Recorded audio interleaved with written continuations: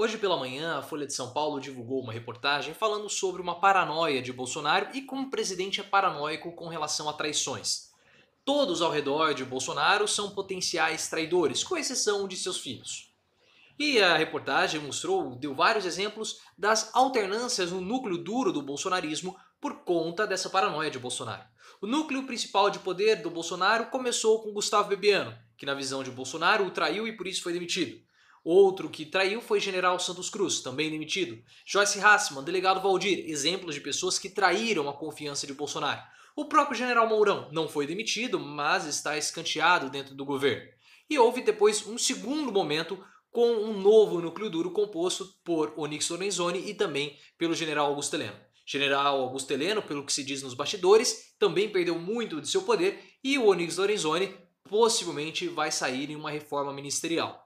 E é interessante porque essa notícia a respeito da paranoia de Bolsonaro com uma suposta traição saiu por volta das 2 da manhã. Esse é o horário que a Folha de São Paulo divulga as suas notícias que vão na manhã seguinte, né? Porque 2 da manhã já é a atualização do jornal, já é o dia seguinte. Então nós temos contato com essas notícias geralmente pela manhã.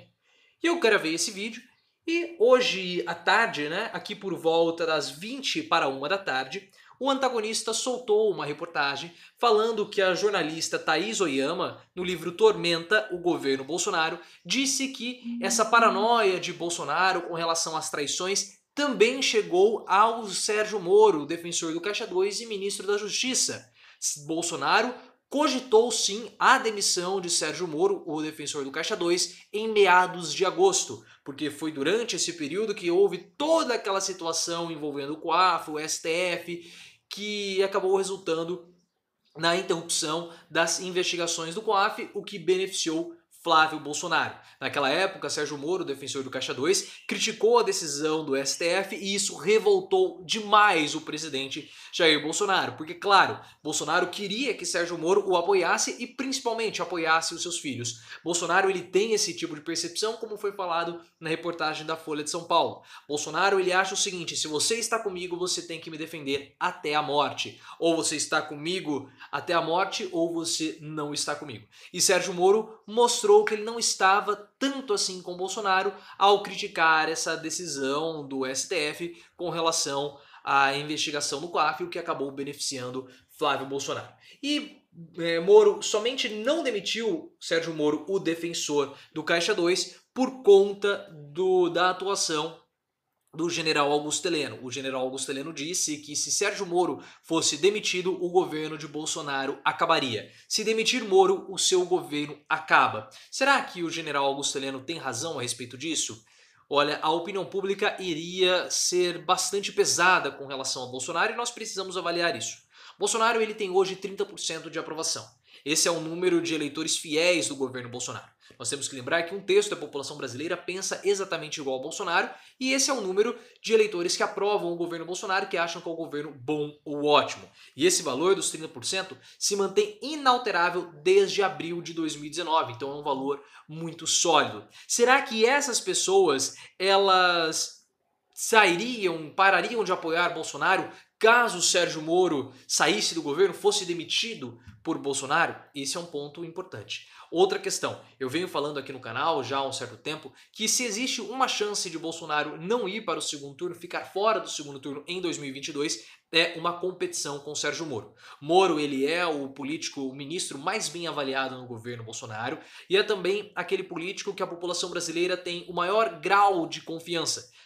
Mais de 30% da população brasileira dizem ter uma alta confiança em Sérgio Moro, o que é bem maior do que a população tem em Bolsonaro. Será que se Sérgio Moro sair do governo Bolsonaro ou acabar sendo demitido, quanto dessa aprovação de Bolsonaro ela é dependente de Sérgio Moro?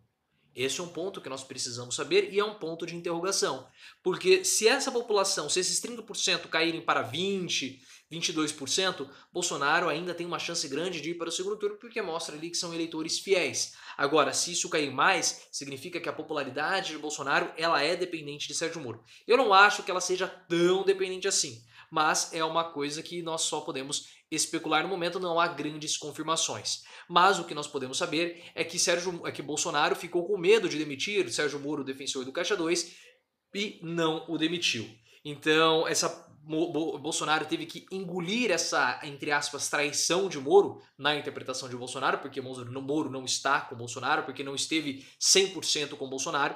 Então, Bolsonaro teve que engolir essa traição de Sérgio Moro e agora se vê mais do que nunca obrigado a fazer afagos públicos ao defensor do Caixa 2. Porque existe essa possibilidade de Sérgio Moro, defensor do Caixa 2, sair como candidato à presidência da República já em 2022. E nós temos que ver que uma parcela de bolsonaristas arrependidos, como Nando Moura, já está fazendo campanha para a candidatura do defensor do Caixa 2 em 2022. E o que eu estou dizendo aqui não é Nando Moura ter um poder de influenciar, não estou falando nisso. O que você tem que ver é Nando Moura como sendo um expoente, como sendo a voz de uma parcela, de um grupo de pessoas que se desencantou com o Bolsonaro.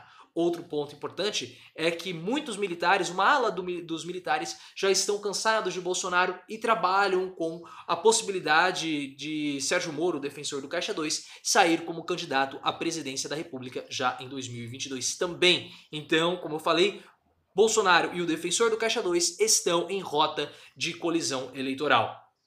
E na perspectiva, na percepção de Bolsonaro, Sérgio Moro, defensor do Caixa 2, ele é um traidor, tanto que ele até pensou em demitir o seu ministro da Justiça. Perceba que as notícias elas vão saindo e a gente vai conseguindo cada vez mais construir esse quebra-cabeça complexo, mas com o passar do tempo as coisas vão ficando cada vez mais claras. Se você chegou até aqui, considere se inscrever no canal. Nós somos um canal de reflexão política. Tentamos fazer nossas análises não de modo imparcial, porque as minhas análises eu faço baseadas nas minhas bibliografias, nas coisas que eu li. Então não são análises imparciais, mas são análises frias e também bastante ponderadas. Se você chegou até aqui, se inscreva no canal e também me siga no Twitter, @profileoficial.